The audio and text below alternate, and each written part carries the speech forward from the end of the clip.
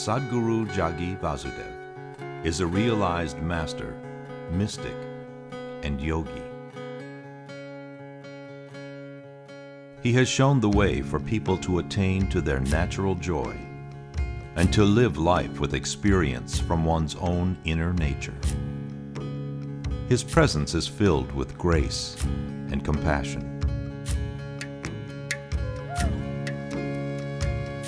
Sadhguru's scientific approach towards spirituality and work towards the upliftment of humanity have received accolades worldwide. The words that come from him in intensity and utmost clarity, from his deep understanding and wisdom, can change the very core of the being.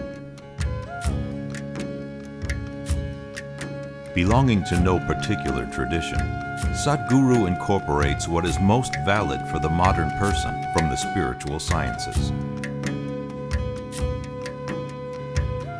His work, an outpouring of his blissfulness, finds expression in the form of a ceaseless offering to help all beings. Available to all who are willing, Sadhguru's life is an invitation to the divine through individual transformation.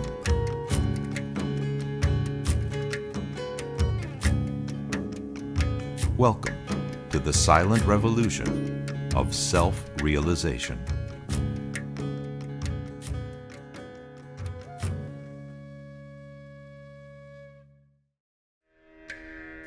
In April 2009, Sadhguru conducted in the lap of the Master a special 3-day satsang at Isha Yoga Center.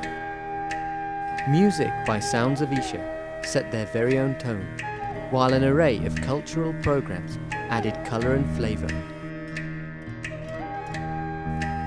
Insightful discourses by Sadhguru prepared the soil. Question and answer sessions allowed the participants to delve deeper into their spiritual quest. Powerful meditation processes made the spiritual seed sprout into an experiential reality. This video shares precious moments spent in the presence of a self-realized yogi and mystic. Enjoy a spiritual exploration that leads us from the profane to the most profound.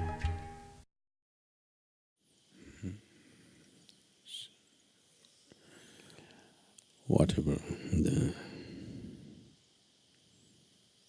experience of life, whether it's light or sound or taste or smell or sensation, whatever the form of experience of pain or pleasure, every experience that you have is essentially conducted through your spine. Your spine is taken away, or what passes through the spine is in some way dislocated. There will be no experience.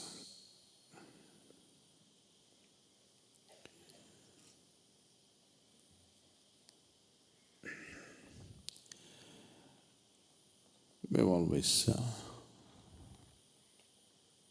symbolized the spine as the axis of the universe, because essentially you know the universe only from the context of your experience. There is no other way to know it. You do not know anything in this world without the context of your experience. You understand what I'm saying? It's only by what's happening within you, you know, or you think you know.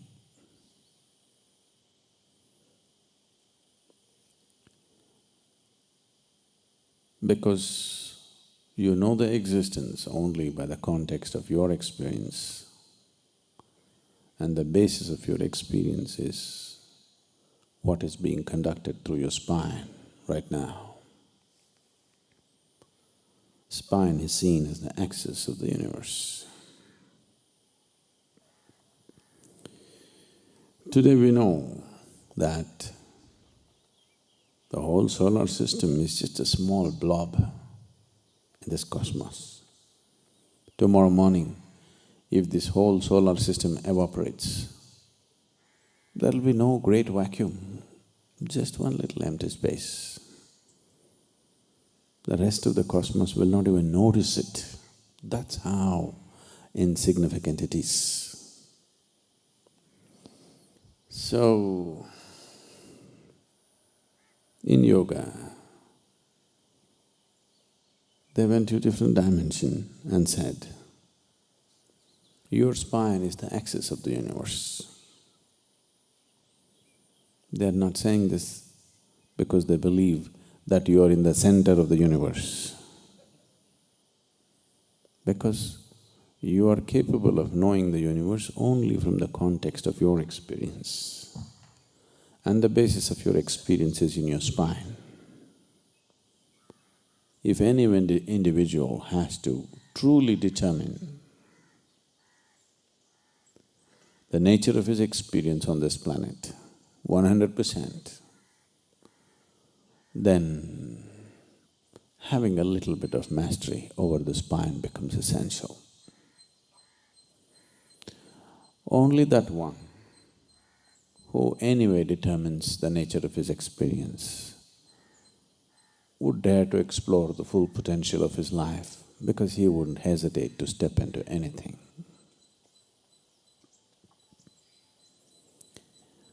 If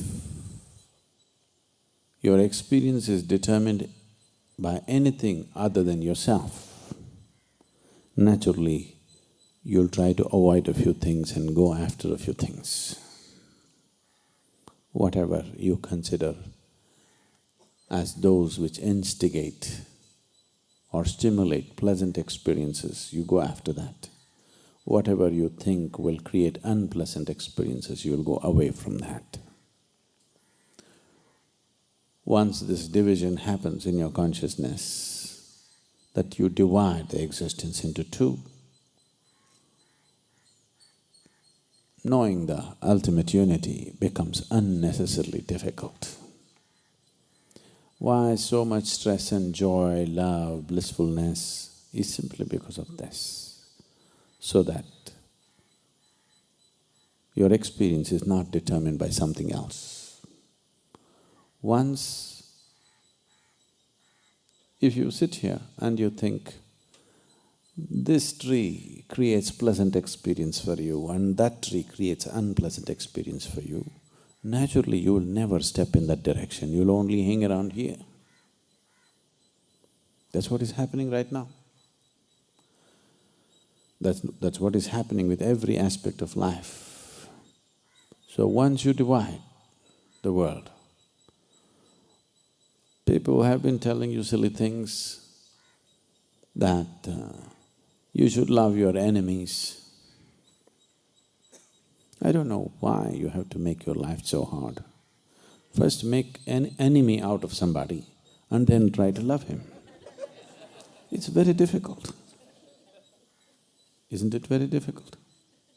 If you don't make him your enemy, it would be easy. You make him your enemy and then you try to love him. This is an impossible condition. No?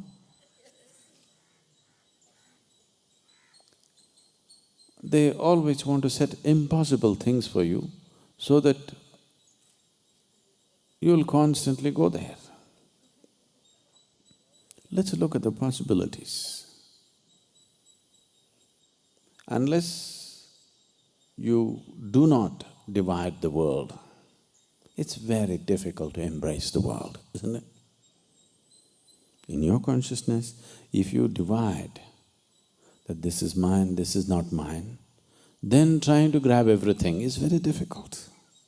Either everything is mine or nothing is mine. This is okay. Nothing is mine. This is one way, it is okay. Or everything is mine. This is okay, it'll work. These are workable solutions. You are my enemy, but I love you. this is very, very difficult. It's a torture.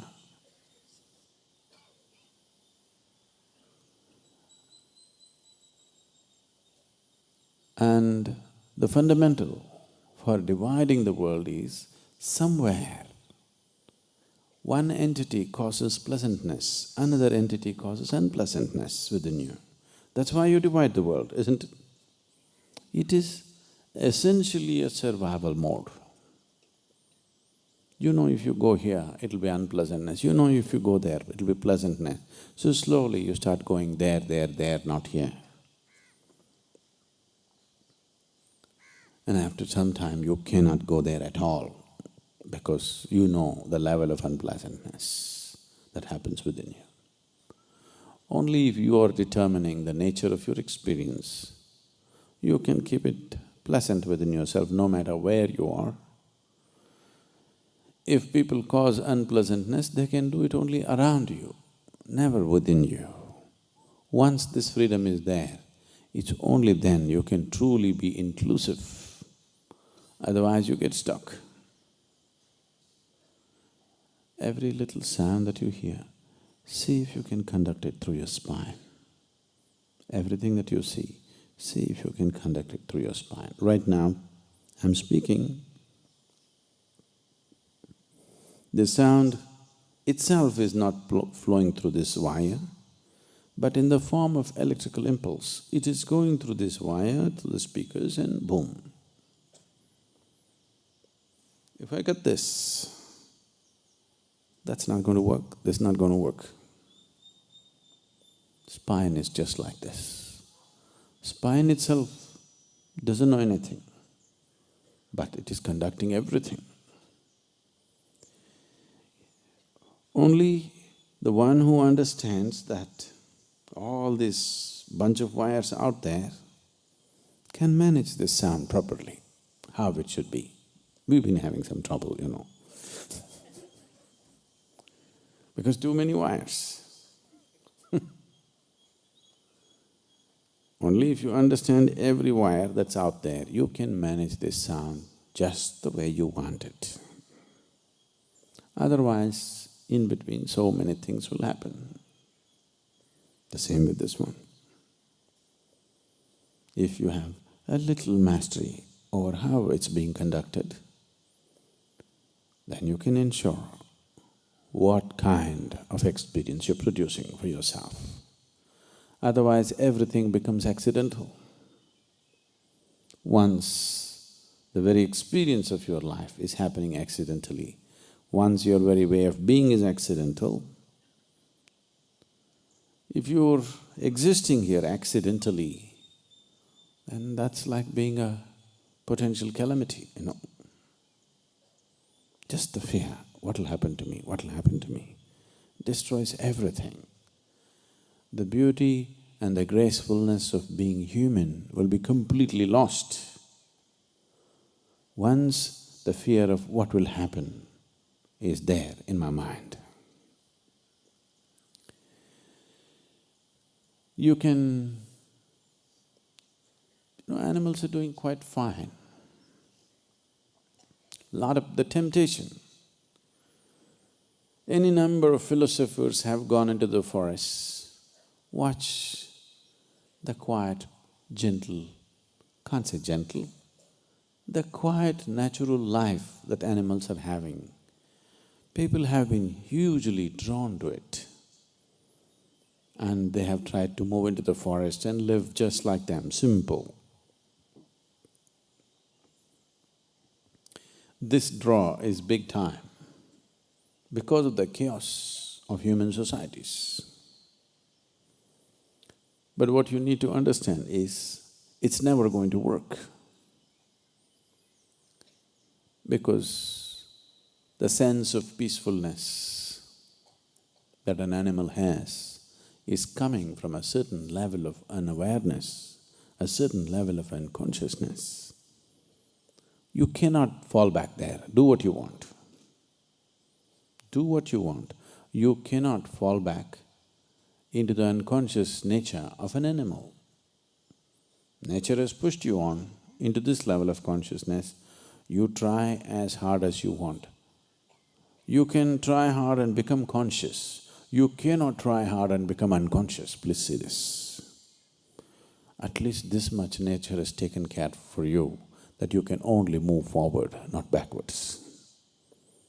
Philosophers and others, various types of people, have tried to live as simply as animals live, hoping that life will become okay.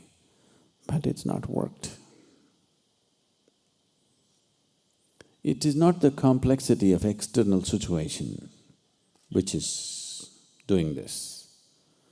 It is just that we are not determining the nature of our experience within ourselves. It is in an animal's nature to look upon, in the evenings, if you just stand outside the ashram, you will see hundreds of deer, always alert, fearful, always, in the evenings especially, because they know this is dinner time for somebody. You will see every moment they are fearful, but the next moment they are munching away at some leaf, they are very peaceful. Little noise. They live their life all the time like this. If you see a mother deer with a baby, with her babies, she will look upon them tenderly. But she cannot do that with anything else.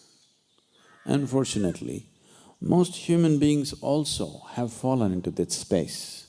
They can only look upon tenderly upon things that they consider as theirs. They have become incapable of looking at tenderly at every aspect of life. If you do not know how to look at this tree with a certain tenderness in your heart, you are not yet human, I'm telling you.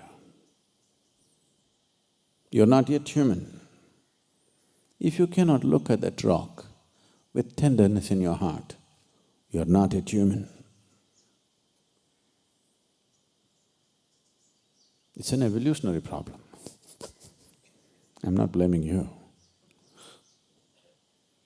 But what you need to understand is, even the evolutionary process has been handed over to you once you're human. Right now, in the next few hours, if you want, you can evolve phenomenally. Or you can live here for 1,000 years and not evolve. Even the evolution has been handed over to you. The next few hours, if you want, you can evolve phenomenally.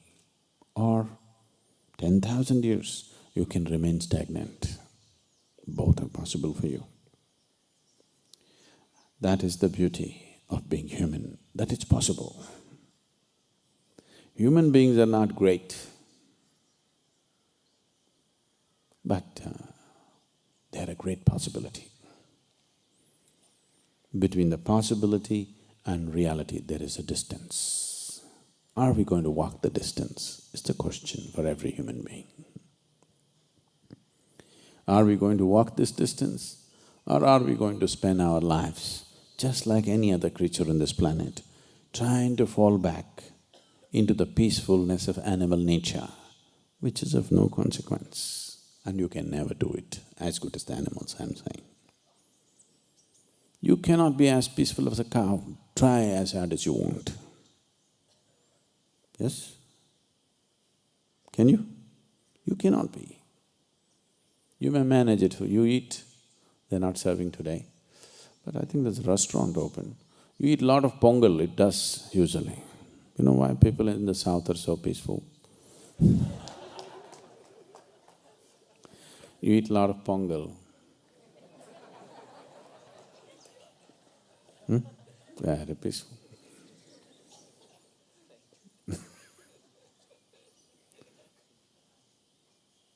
It does. So, people have tried excessive eating, intoxicants, excessive indulgence in pleasures. With all these things, they have tried to create some kind of peacefulness within themselves. You thought you got there, but next moment you know you're not there. Any number of times it's deceived you, isn't it? Yes? One Saturday evening, your whole family met, all of you had a wonderful dinner, you thought this is the height of the world. Everything is so wonderful, magical. Tomorrow morning you see,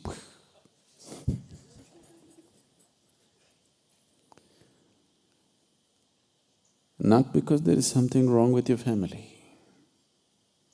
It is just that with limited entity, you're trying to create an unlimited space. It's not going to work. It's just not going to work. Nothing wrong, it's just that it doesn't work. There are lots of great things in the world which don't work. I'm not interested in them, that's all. You interested in great things? Are you interested in great things? Oh, thank you. I'm not interested in great things. I'm only interested in things that work. I don't want to… There are lots of great things. People claim they're great things, but they don't work, they have not worked for anybody. They're great things because somebody says so. They're great things because somebody thinks too much of himself and whatever he says or does must be great things. But they don't work. We are looking for something that works. If you are determining the course of your experience right now, 100%, you're beginning to, the legs are bloody, legs are aching like crazy, but still, it's beginning to work.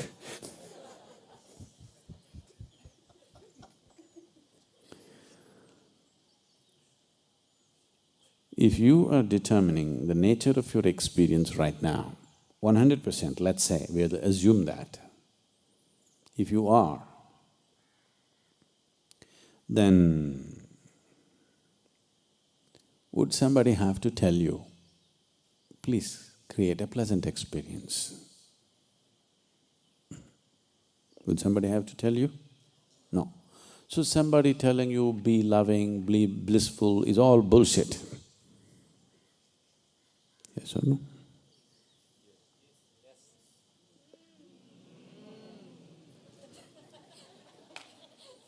Because nobody needs to tell you, be pleasant. The problem is you're not able to determine the nature of your experience, isn't it? Yes?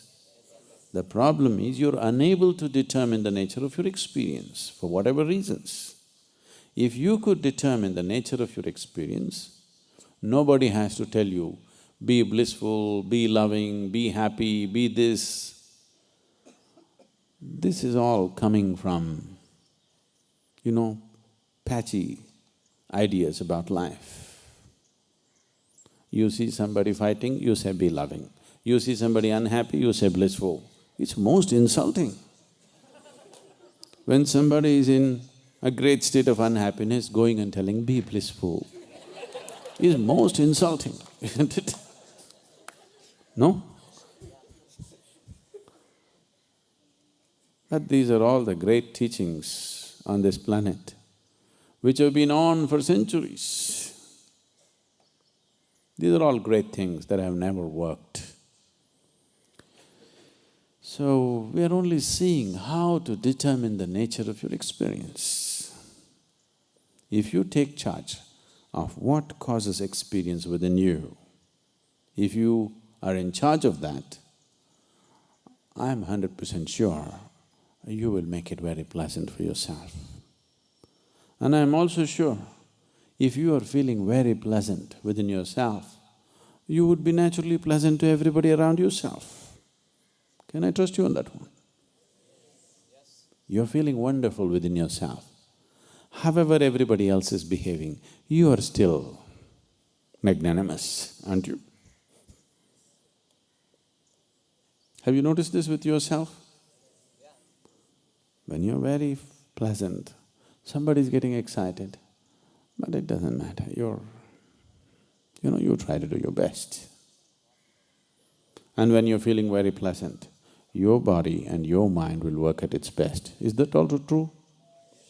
Is it also true that if you want to be successful in this world, it is not because stars are aligning properly. It is just that if you know how to harness your body and your mind in the best possible way, you're successful. Is that so? It's your ability to use these 4 limbs and a few brain cells which makes you successful. It is not alignment of stars. The damn stars, many of them don't even exist actually. Do you know? They're not even in existence. They have nothing to do with you. And they don't care a damn about you, I want you to know.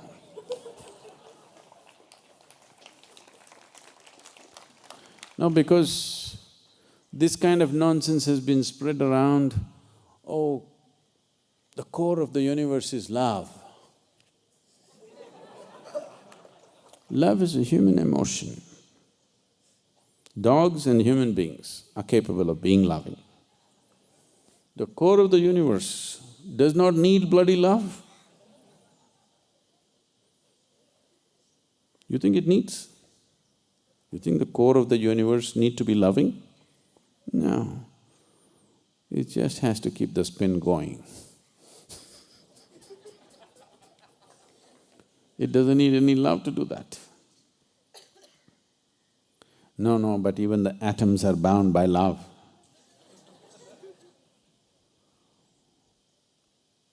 It's very poetic. I appreciate that. It's not that I'm not capable of that. It's poetic, it's romantic, it's nice. When you say something romantic, at the bottom you should say, these are just sweet nothings. If you say, this is the truth, then somebody else reads it and he's looking up for love, you know. Now, all these things, I'm not trying to talk against somebody. What I'm saying is, unfortunately,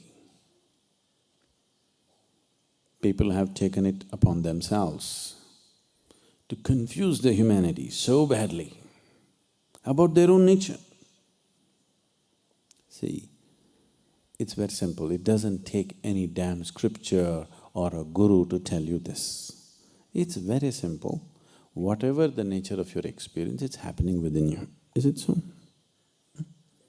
You don't need some great yoga or a scripture or a guru or a stone that falls from heaven to tell you this. If the nature of your experience, whatever is the nature of your experience, whether it's fear, anger, love, hatred, ecstasy, agony, everything is happening from within you, it would be very natural for human beings to look and see how to make it into a most pleasant experience, isn't it? If you had not freaked them, God loves you from up there. If you had not exported love to heaven, lot of human beings would have been very loving human beings. But now we have exported it out there, you have to import it. For importing it, you need permit. And there are agents here who don't give those permits so easily. It's not coming across because all the love has gone to heaven. How to get it now? Here there's a priest standing here with a permit. He won't give it to you. Whether you want to experience blissfulness, whether you want to experience love, whether you want to experience ecstasy, whatever states of pleasantness human beings have known have come from within them. Is that so? So, there is no need to apply for any permit from anywhere. You just have to become willing to explore what this is, to bring this to the most pleasant state. Not because it's a virtue. Love is not a virtue. Bliss is not a virtue. To be pleasant is not a virtue. It's just that is the way you long to be, isn't it? It is not that if you're loving, you'll go to heaven. It is not that if you're ecstatic, you'll go to heaven. It is just that if you're loving and ecstatic, you don't need a damn heaven. People who've made a hell out of themselves want to go to heaven. People who've made a heaven out of themselves, where do they want to go? Wherever the hell they go, they don't care. So, it's very, very important. If you want to ensure… Is the volume correct? If you want to ensure that the sounds that this one produces is good, the more you know about this whole mechanism, the better sound you produce, isn't it so? Sometimes by chance it may happen, that's different. But the more you know about it, the better it is. If you are a sound engineer, you produce good sound. So if you are an inner engineer, then you make this the way you want. That's all it takes. It doesn't need anything.